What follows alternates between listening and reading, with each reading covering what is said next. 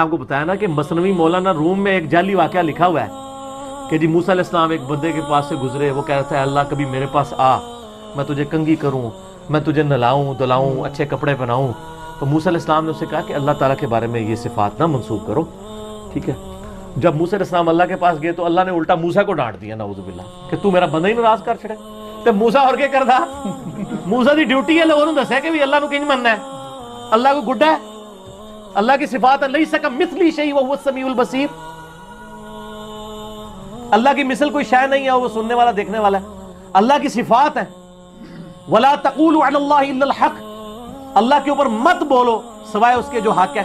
اللہ کے بارے میں آپ نے وہی عقیدہ رکھنا ہے نا جو پیغمبروں نے بتانا ہے. اگر پیغمبروں کو عقیدہ نہیں پتا، ان نانگے بابوں کو پتا ہے جن کے پیچھے اللہ پیغمبروں کو ڈانٹ رہا ہے، تو سر یہ دیکھیں وہ بابے کو بچاتے ہوئے پیغمبر کو انہوں نے کہہ دیا کہ پیغمبر کو دین نہیں آتا تھا، اس نانگے کو آتا تھا.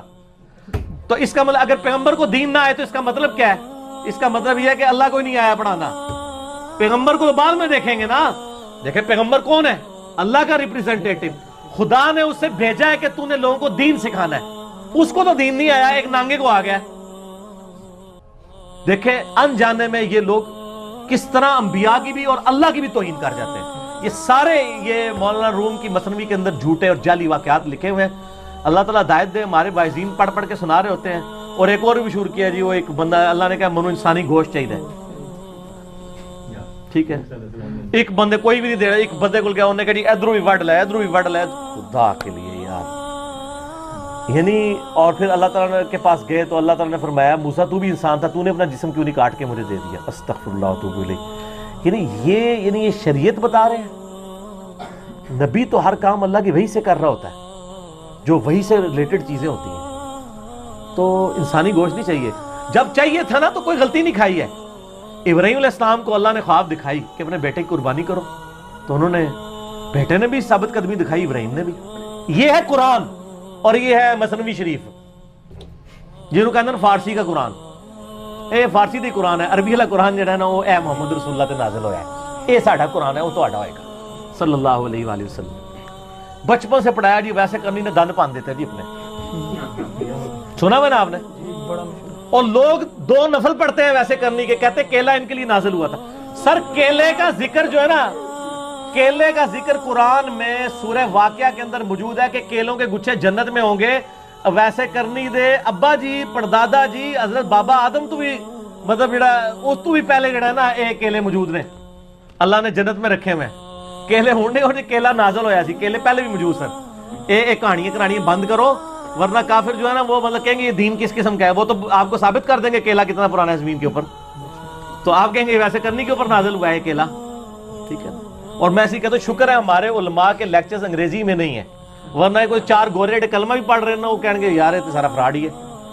تو مہربانی کرو انگریزی سیکھیو بھی نہ، یہی کہندے رہو کہ انگریزاں دی زبان ہے. خدا دا نہ سیکھنا ورنہ مصیبت کھڑی ہو جائے گی اسلام کے لیے.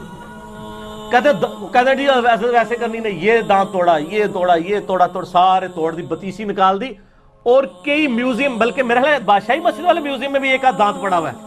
کتنے میوزیم میں وہ دانت پڑے ہوئے ہیں. ظاہر کاروبار چمک رہے ہیں. یہاں پہ جو جتنے وہ بے نمازی ٹھگ قسم کے جعلی قسم کے وہ فراڈیے لوگ ہوتے ہیں، امیر کبیر، ان کے جنازے ویسے کوئی نہیں مسئلہ پڑھ لے کرو، پڑھ دے بغیر وضو دیکھنے لوگ.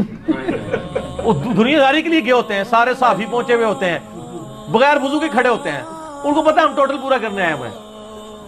مجھے خود ایک 22ویں گریڈ کے آفیسر، میرے بڑے وہ قریبی دوست ہیں، سینئر ہیں، وہ ریٹائر ہوئے بھی، ان کے 70 سال عمر ہو چکی. وہ کہتے ہیں ضیاء الحق کے زمانے میں، کہتے ہیں میں ان کے ساتھ تھا. تو ایک دفعہ پنڈی وہ کہتے ہیں لیاقت باغ کے پاس کسی جگہ انہوں نے آنا تھا. تو میری ڈیوٹی یہ تھی کہ میں نے ان کے لیے وضو کا پانی ارینج کرنا تھا، کیونکہ نمازی بڑا پکا تھا ضیاء الحق. اس کی ساری کمزوریاں، لیکن فوج میں اس نے جس طریقے سے اسلام کو داخل کیا ہے مسجدوں میں اور ایک کلچرل، یہ اس کو بہت بڑا کریڈٹ جاتا ہے. تو کہتا میں نے سردیاں تھی تو پانی وغیرہ گرم کر کے لوٹا رکھا ہوا تھا. تو کہتے میں نے کہا سر وضو. ان کا بیٹا میں تو مجھے پتا تھا عصر کی نماز کا وقت ہے تو میں تو گھر سے وضو کر کے آیا ہوں. تو کہتا ہے وہ جنرل صاحب جب نماز کے لیے کھڑے ہوئے تو کہتے ہیں باقی لوگوں نے وضو کیے بغیر ہی پیچھے کھڑے ہو کے جا کے. تو یہ جو جنازے پڑھ بھی رہے ہوتے ہیں نا، یہ زیادہ تر بغیر وضو کے کھڑے ہوتے ہیں. ان کا پڑھا نہ پڑھا برابر ہی ہے. ٹھیک ہو.